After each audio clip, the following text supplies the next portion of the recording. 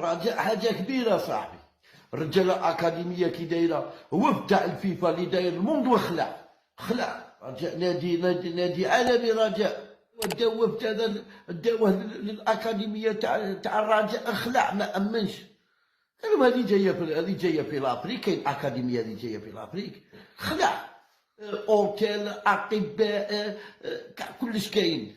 هادو انديه عالميه، هادو نقولوا هذا ينطبق عليهم انديه عالميه. الناس كانت تضحك انفانتينو ما جاش المغرب، انفانتينو راه يلعب، ماشي ما جاش، هيلعب لي ماتش، لعب 3 ماتش، لعب في راس في الصاله ولعب في الستاد ولعب يعني مباراه مع الحلالي تاع البوله، قدماء لاعبين قالوها تيليفيزي. جاي سي ار بي 600 مليار نتايا في 4 سنين، راك مليح. مولوديه من العام من العام تدي 100 مليار بلا انديه وحده اخرين. هيا وري لي نادي نتاع عريق يقول لك احنا انديه عريقه عنده اكاديميه كيما تاع الرجاء، ما عندوش. البوله في الجزائر ما تنجحش. الرجاله اكاديميه كي دايره، هو تاع الفيفا اللي داير الموند وخلع خلعوا. هذه غير اكاديميه برك. عندك هذه ماشي تاع المركب تاع محمد السادس، هذاك المركب تاع محمد السادس اللي يدخل له يقول مانيش في لافريك، راني في اوروبا. المغرب يتوجد في ملف الكوب دي موند. المغرب علاه هربت علينا في الاستاد والبنيه التحتيه وكلش في الرياضه، علاه هربت علينا. علاه المغرب ترشحت 2 خطرات كوب دي موند، ترشحت 2017، قلت لك 2017، ترشحت 2010 وترشحت 2018 باش تديها داتها الروس، و 2010 داها مونديلا، و 2017 داها بوتين.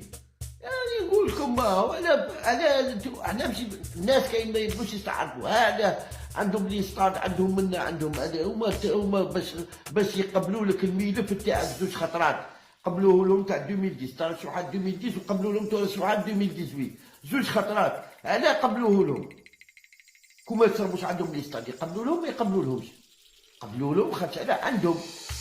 وين حل امس وفد من الاتحاد الدولي لكرة القدم الفيفا رفقة بعض ممثلين النادي العالمي مقر أكاديمية نادي الرجاء الرياضي، وذلك في إطار دورة دبلوم إداري النادي الذي انبهر يعني بالمستوى، خاصة يعني العيادة. يعني صانعين سبيطار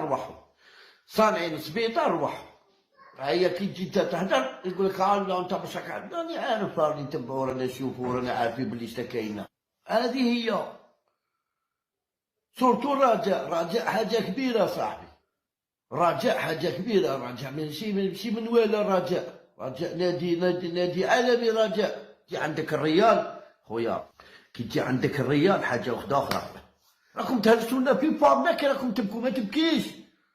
خدم كليتون علاه نستنى في لي باج. انفانتينو ما بغاش يجي، انفانتينو ماشي باغي يجيهم، انفانتينو مشى مقيم من المغرب. راه جا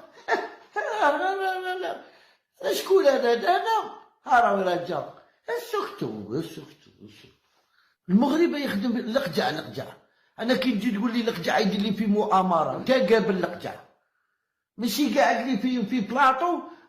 ميدونا ما تبكيش، ما تبقاش تبكي.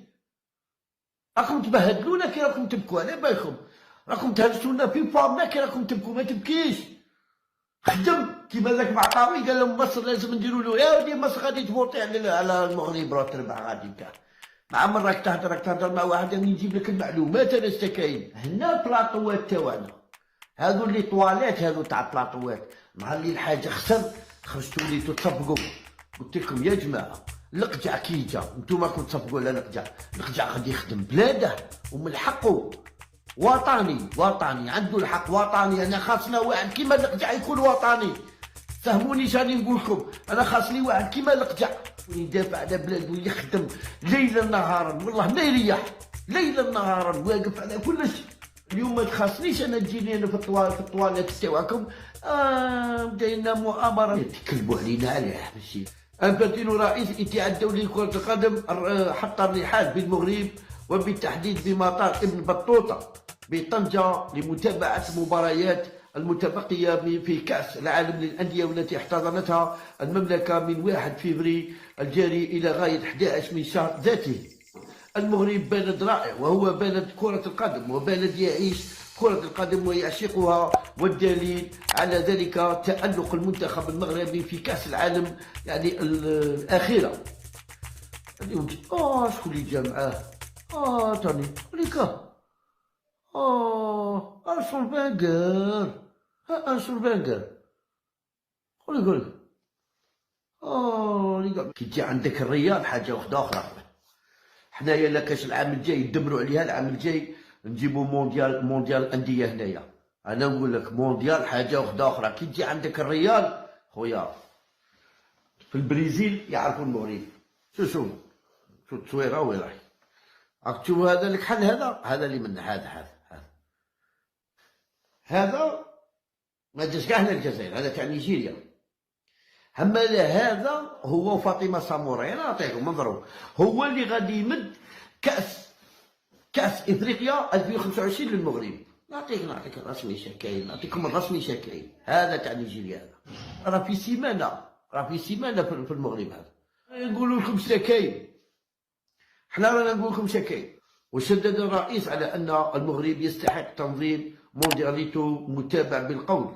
لو لم تكن لدي الثقة في المغرب لما نظمت المملكة المغربية كأس العالم للأندية، وهي المرة السادسة في تاريخها.